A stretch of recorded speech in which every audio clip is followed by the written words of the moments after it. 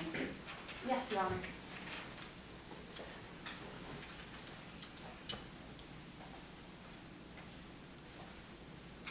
May I proceed? Yes, you may.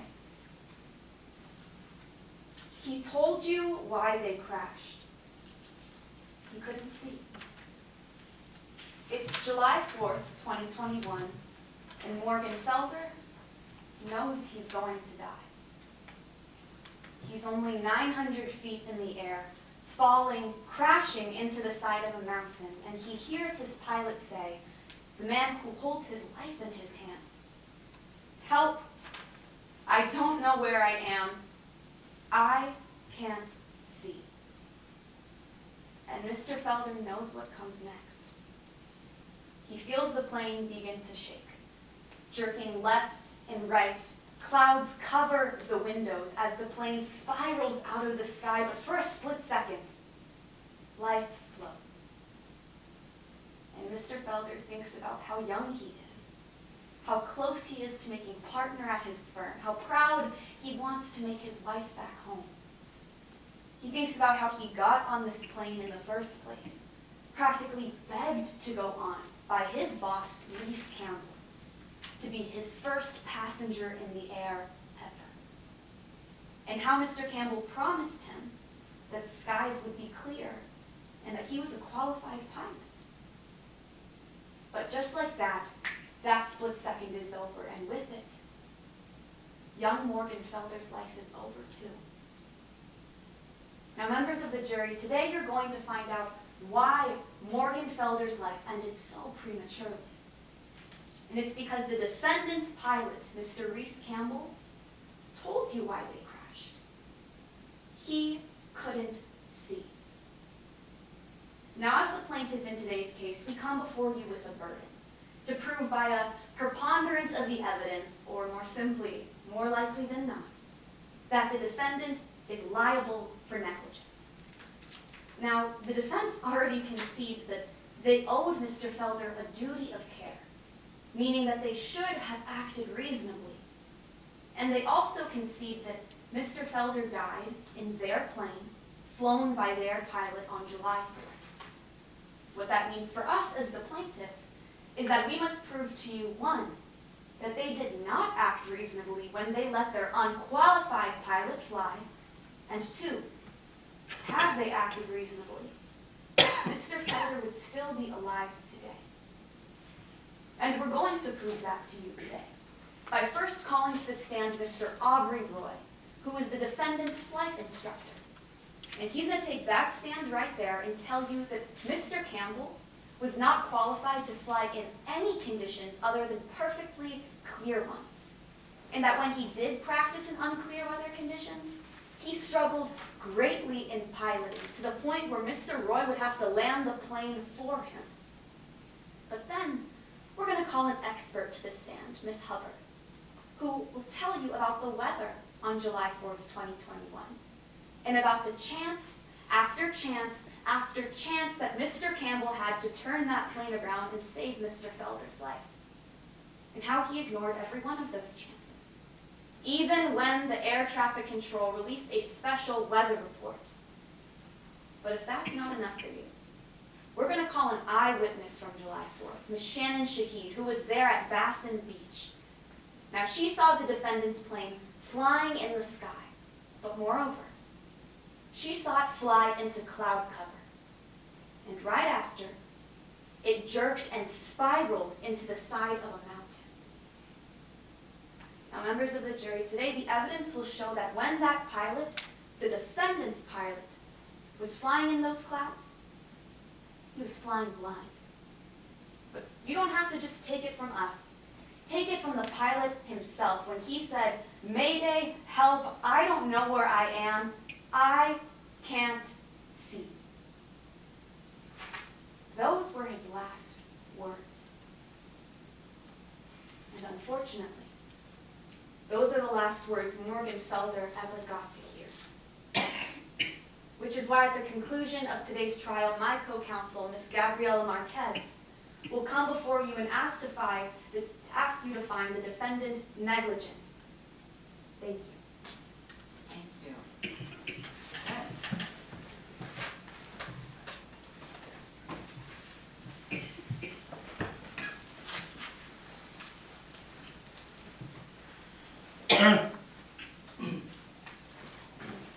proceed? You may. When you are willing to take the risk, you have to accept the consequence. Everyone in this courtroom agreed that the story opposing counsel has just told you is a terrible tragedy. And our heart goes out to Mrs. Felder for her loss.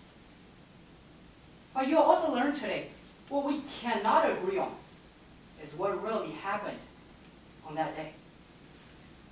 You see, the opposing counsel just came here and told you everything about weather and qualification, but they forgot two things in their story.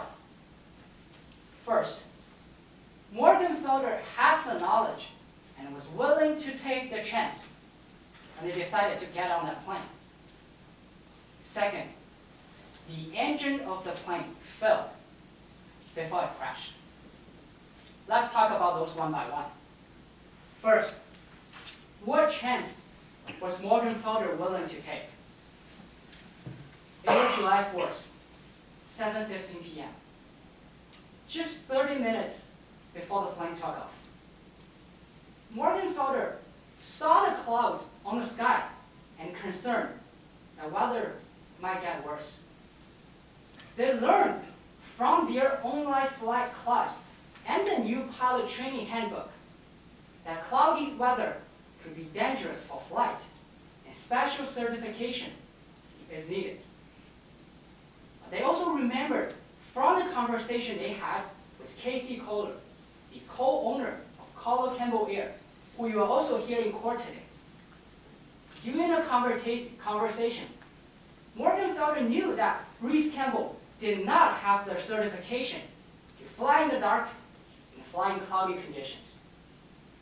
So Morgan Felder was concerned. And they had a conversation with D.B. Galvin, the show pilot, who you are also here in court today. D.B. Galvin clearly warned Morgan Felder, you should be careful if you decided to get on that plane. With all those training and warnings, at 7:45, Morgan Felder decided to take the chance to get on that plane. Now, unfortunately, an hour later, the plane crashed in Mountain McIntosh. Members of the jury, when you're willing to take the chance, you have to accept the consequence. And that's the first thing they didn't tell you. Next, let's talk about what really caused the crash.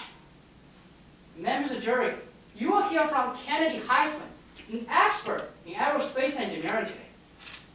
He will tell you that engine failure could be extremely dangerous or even fatal in mountainous terrain, which is exactly the same place this tragedy happened.